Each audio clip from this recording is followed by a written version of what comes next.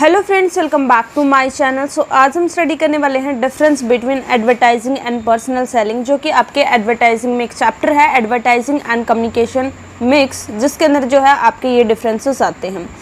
So start करते हैं। सबसे पहले हम बात करते हैं एडवर्टाइजिंग की। एडवर्टाइजिंग का मतलब क्या है? ये एक नॉन पर्सनल फॉर्म है हमारे मार्केटिंग कम्युनिकेशन की। कि एक तरीके से इसका मतलब क्या हुआ कि एक पहली बात तो जो ये हम पढ़ रहे हैं पर्सनल सेलिंग, एडवर्टाइजिंग या पब्लिसिटी, ये सब क्या है? ये हमारे प्रमोशन के टूल्स है कि किस तरीके से हम अपने प्रोडक्ट को प्रमोट कर सकते हैं, किस तरीके से हम अपनी सेल्स को इंक्रीज़ कर सकते हैं, किस तरीके से हम अपने कस्टमर को अवेयर कर सकते हैं। नॉन पर्सनल का मतलब यहाँ पे क्या है कि हम जो है उससे पर्सनली मिल नहीं रहे हैं, राइट, और हम अपने जो भी हमारे कस्टमर हैं उनको कम्युनिकेट कर रहे हैं अपने प्रोडक्ट के बारे में। तो अगर हम एडवर्टाइजिंग की बात करें, एडवर्टाइजिंग सिंपली जो आप टीवी में ऐड देखते हो, न्यूज़पेपर में ऐड देखते हो, तो यहाँ पे आपकी फेस टू फेस कम्युनिकेशन नहीं होती। आपने जस्ट वहाँ पे देखा तो आपने मतलब बात तो नहीं करी ना सेंडर से जिसने वो ऐड दी है या जिस भी कंपनी की वो ऐड है, तो वहाँ पे आपस में कोई भी कम्युनिकेशन तो नहीं हो रही, सिर्फ आपको जो है इन्फॉर्मेशन प्रोवाइड की गई है। बट अगर हम बात करें पर्सनल सेलिंग की, पर्सनल सेलिंग कब होती है? जब हम किसी जो भी हमारा कस्टमर है उससे मिलकर उस प्रोडक्ट को बेच रहे हैं, ठीक है। तो ये जो क्या है, ये एक पर्सनल फॉर्म है मार्केटिंग कम्युनिकेशन की, जिससे हम अपने प्रोडक्ट को जो है फेस टू फेस कॉन्टैक्ट करके ही सेल करते हैं। लाइक आप डोर टू डोर जाकर इंडिविजुअल आपके कस्टमर से मिल रहे हो, राइट, फिर उसको अपने प्रोडक्ट के बारे में बता रहे हो, अपने जो है प्रोडक्ट को प्रेजेंट कर रहे हो कि ये फीचर्स हमारे प्रोडक्ट के। अगर मान लो वो कुछ टेक्निकल प्रोडक्ट है जिसको जो है कस्टमर को क्या पता चलाना ना तो आप उसको जो है वो किस तरीके से हम उसको यूज़ करते हैं, किस तरीके से वो चलता है, वो आप उसको दिखा रहे हो, राइट। तो वहाँ पे पर्सनल सेलिंग ये होता है हमारी पर्सनल सेलिंग। तो यहाँ पे हमारा फेस टू फेस एक तरीके से ये क्या है, पर्सनल फॉर्म है, और ये हमारी नॉन पर्सनल है। फिर अगर हम बात करें एडवर्टाइजिंग और पर्सनल सेलिंग की, सेकंड पॉइंट है इंडिविजुअल और मास कम्युनिकेशन।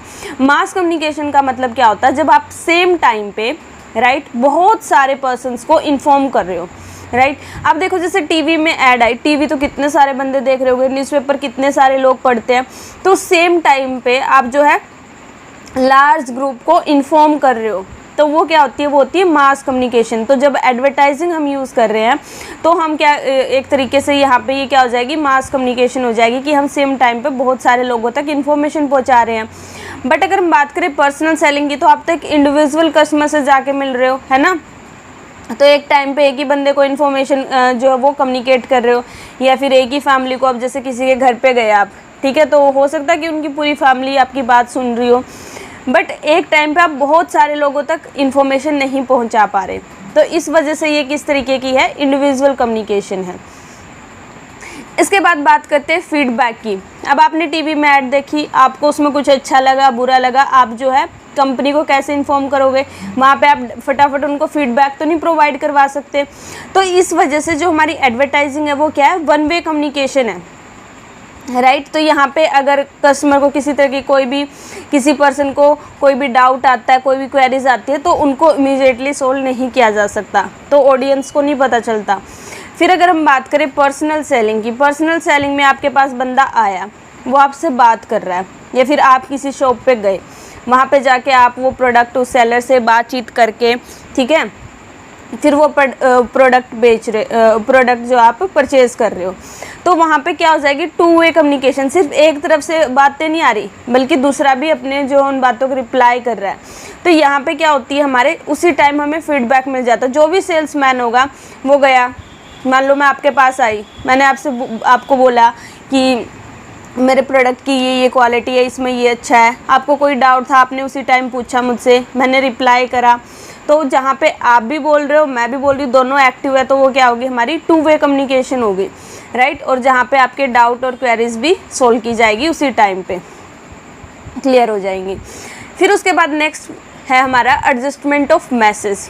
अब आप एक बात बताएं, अगर हम देखो एडवर्टीजमेंट है, हिंदी में है, सामने वाले बंदे को हिंदी समझ ही नहीं आ रही, उसको पंजाबी आती है, उसको इंग्लिश आती है, तो आप उस टाइम पे आपको क्या पता कौन देख रहा है आपका मैसेज, ठीक है, उसको समझ आ रहा है नहीं आ रहा।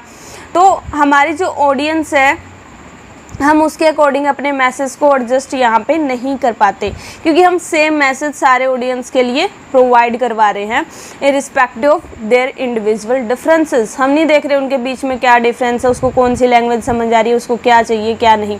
बट अगर आप किसी एक स्पेसिफिक पर्सन के पास जाके किसी चीज़ को बेच रहे हो तो आप देख सकते हो कि आपका जो कस्टमर है उसका बैकग्राउंड कैसा है, उसको किस तरह की लैंग्वेज समझ आएगी, किस तरह की सिचुएशन है। आप उसके हिसाब से अपने मैसेज को जो है मॉडिफाई कर सकते हो, एडजस्ट कर सकते हो, जिससे जो है हमने अपने कस्टमर को अट्रैक्ट करना है। तो जिस हिसाब से उसका बिहेवियर है, जिस हिसाब से उसका एटीट्यूड है, जिस तरीके का एनवायरनमेंट है, उस तरीके से हम अपनी मैसेज को भी एडजस्ट कर देंगे ताकि हम अपने कस्टमर को एक तरीके से अट्रैक्ट कर पाएँ, ठीक है, उसको सेटिस्फाई कर पाएँ। ये हो जाएगा हमारा। फिर नेक्स्ट हमारा ऑब्जेक्टिव। अब एडवर्टीजमेंट में हमारा मेन ऑब्जेक्टिव क्या होता है कि हम अपने प्रोडक्ट के बारे में अपनी टारगेट कंज्यूमर को एक तरीके से इन्फॉर्म करना चाहते हैं, इन्फ्लुएंस करना चाहते हैं, अपने ब्रांड के बारे में लोगों को बताना चाहते हैं, ठीक है। तो यहाँ पे और जिससे हमारा मेन ऑब्जेक्टिव तो ये भी होता है कि हमारी जो है जिससे सेल्स इंक्रीज़ हो जाए। बट पहली बात यहाँ पे आती है इन्फॉर्म करने की, कि अवेयरनेस हो लोगों को हमारे प्रोडक्ट के बारे में, हमारी कंपनी के बारे में, हमारे ब्रांड के बारे में, राइट। और अगर हम बात करें पर्सनल सेलिंग की, तो पर्सनल सेलिंग में तो अब भाई तुम किसी के घर कुछ बेचने जा रहे हो, ठीक है, तो तुम्हारा वहाँ पे मेन ऑब्जेक्टिव डायरेक्ट यही होगा कि हाँ ये अगर मैं वहाँ पे जा रहा हूँ देने तो वो इस चीज़ को परचेज़ कर ले, ठीक है। तो यहाँ पे हमारा डायरेक्ट गोल यही होता है कि हम जो है जो भी चीज़ को, जो भी प्रोडक्ट को सेल करने जा रहे हैं वो प्रोडक्ट वहाँ से जो है सेल हो जाए, कस्टमर अट्रैक्ट होके उस चीज़ को परचेज़ कर ले, राइट। और यहाँ पे हम एक तरीके से अपनी इमेज को बिल्ड करना चाहते हैं, लोगों के माइंड में हमारे प्रोडक्ट की इमेज बने, हमारे ब्रांड की, हमारी कंपनी की इमेज अच्छी बने, ठीक है, तो वो चीज़ हो जाती है। फिर हमारा नेक्स्ट पॉइंट है यूज़फुलनेस। यूज़फुलनेस का मतलब यहाँ पे क्या है कि हमारी जैसे कौन से प्रोडक्ट के लिए हमने कौन सा जो है अपना स्कीम्स जो वो यूज़ करनी चाहिए, एडवर्टाइजिंग करनी चाहिए, पर्सनल सेलिंग चाहिए, कौन सा टूल हमें जो है वो यूज़ करना चाहिए। अगर है आपकी कंज्यूमर गुड्स, तो जैसे कि कोई भी नॉर्मल गुड्स है जो सारे ही ऑलमोस्ट यूज़ करते हैं, तो उस केस में तो हम एडवर्टाइजिंग यूज़ कर लेंगे, क्योंकि हमारी मार्केट बड़ी होएगी और बड़ी मार्केट को कवर करने के लिए मास कम्युनिकेशन जो है वो बेस्ट रहेगा, राइट। बट अगर हम बात करें पर्सनल सेलिंग की, वहाँ पे हमारे पास क्या है, अगर हमारे पास जो है जिस भी प्रोडक्ट के कंज्यूमर कम होंगे तो हमने इतनी बड़ी ऐड क्यों देनी, क्यों इतने लोगों को इन्फॉर्म करना जिनको इंटरेस्ट ही नहीं है। मान लो आपके पास कोई, आप इंडस्ट्रियल गुड्स बेचना चाहते हो, तो जो इंडस्ट्री वाले बंदे हैं, ठीक है, उन गुड्स को यूज़ करते हैं, वही उस गुड्स को लेंगे, तो हम डायरेक्ट उन्हीं को जाके सेल कर देंगे, हमें ऐड देने की कोई ज़रूरत नहीं है, ठीक है। तो ये कंज्यूमर गुड्स के लिए बेस्ट है जहाँ पे हमारा मार्केट एरिया वाइड होगा। और पर्सनल सेलिंग कहाँ पे यूज़फुल है, इंडस्ट्रियल गुड्स के लिए जहाँ पे हमारा एक तरीके से जो कंज्यूमर है वो कम है, राइट। नेक्स्ट हमारा कॉस्ट पर ऑडियंस। अब देखो यहाँ पे हमारे पास कस्टमर ज़्यादा है, हमारा मार्केट एरिया वाइड है, इस वजह से जो हमारे यहाँ पे कॉस्ट पर ऑडियंस जो है वो कम है। क्यों? क्योंकि इतनी कॉस्ट इतने सारे बंदों में जब बढ़ जाएगी तो वो अपने आप ही कम हो जाएगी, क्योंकि यहाँ पे पर्सन्स ज़्यादा, खरीदने वाले ज़्यादा, हमारा जो कंज्यूमर ग्रुप है, ठीक है, वो ज़्यादा है, वो लार्ज है। तो इस वजह से यहाँ हमारी कॉस्ट पर ऑडियंस यहाँ पे कम पड़ती है। बट अगर हम बात करें पर्सनल सेलिंग की, डोर टू डोर जाके आप सेल कर रहे हो या जो है इंडिविजुअल को इतनी अटेंशन दे रहे हो, ठीक है, इंडिविजुअली उससे कम्युनिकेट कर रहे हो, तो यहाँ पे आपकी कॉस्ट पर ऑडियंस वो ज़्यादा हो जाएगी। एक दिन में आप कितने ही पर्सन को कवर कर लोगे, बट यहाँ पे एक टाइम पे हम इतने सारी जो है ऑडियंस को कवर कर सकते हैं, तो ये चीज़ हो जाती है। फिर हमारा उसके बाद नेक्स्ट पॉइंट है स्पीड, कि स्पीड किसकी ज़्यादा होगी। अब ये आप खुद सोच के बताओ, एक बार खुद दिमाग लगाओ यहाँ पे कि यहाँ पे क्या है, एडवर्टीज़मेंट आप टीवी में देख रहे हो, तो सेम टाइम पे कितने सारे पर्सन्स के पास वो मैसेज जा रहा है, राइट। और मैसेज जो है आपको पता ही है, अगर हमने देखो फेसबुक पे डालना, न्यूज़पेपर पे डालना, तो वो क्या फास्ट मीडिया है ना, वहाँ पे जो है मैसेज फटाफट डिलीवर हो जाता है। बट आप किसी को जाके उसको, ये क्या एक स्लो प्रोसेस है पर्सनल सेलिंग। क्यों? आप जा रहे हो, पहले आप उस पर्सन को अवेयर कर रहे हो उस चीज़ के बारे में, फिर वो दिखा रहे हो, फिर उसके जो है डाउट्स को क्लियर कर रहे हो, ठीक है। तो यहाँ पे आपको टाइम चाहिए ज़्यादा, तो इस वजह से ये क्या हो गया, स्लो प्रोसेस हो गया, क्योंकि आप यहाँ पे अपने टारगेट कस्टमर को इंडिविजुअली उनसे कनेक्ट होने की कोशिश कर रहे हो।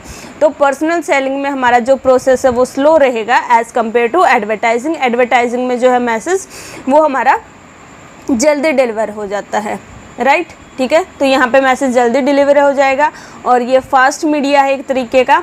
तो ये था हमारा difference between advertising and personal selling. ये हमारे टाइप्स ऑफ एडवर्टाइजिंग, जैसे मैगजीन में आपने ऐड दे दी, न्यूज़पेपर में, ऑनलाइन फेसबुक वगैरह पे आपने, इंस्टाग्राम पे, इस तरीके की कोई भी दे दी, ठीक है। उसके बाद रेडियो, टेलीविज़न या फिर यूट्यूब पे, तो हमारे पास काफ़ी सारी चीज़ें होती हैं जिसके थ्रू हम जो है अपने प्रोडक्ट की एडवर्टाइज कर सकते हैं। So guys, thank you so much for watching this video. Please like, share and subscribe. कोई भी डाउट है तो आप कमेंट बॉक्स में पूछ सकते हो। So bye bye, take care, have a good day.